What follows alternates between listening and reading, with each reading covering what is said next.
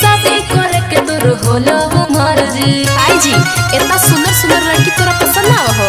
कहे जवा कम मिले चाहे ज्यादा बाकी लबाद ना मिले। मौगी गोद मिले चाहे कदिया बाकी छिनार ना मिले। मौगी गोद मिले चाहे कदिया बाकी छिनार ना मिले।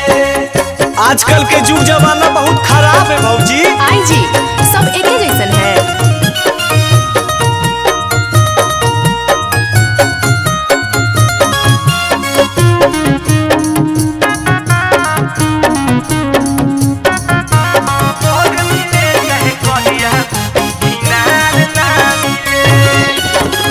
भले हम अपने से बनाई के खाई मौगी 2 नंबर नहीं लाई है।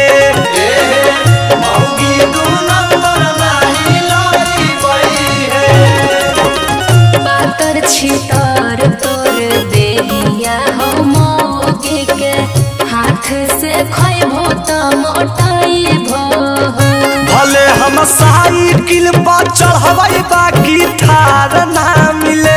मौगी गोद मिले चाहे करिया बाकी छिनार ना मिले। मौगी गोद मिले चाहे करिया बाकी छिनार ना मिले।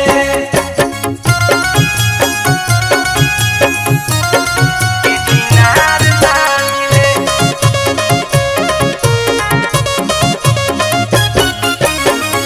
माथा पर ढोइबै भले ईटा बालू के टोकरी छोकरी हम लैबै भौजी चुनी के।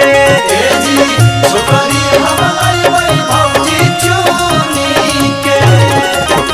ले लो दहेजवा में गाड़ी बंगला पैसा सब दिन आराम करे हो घूमी के।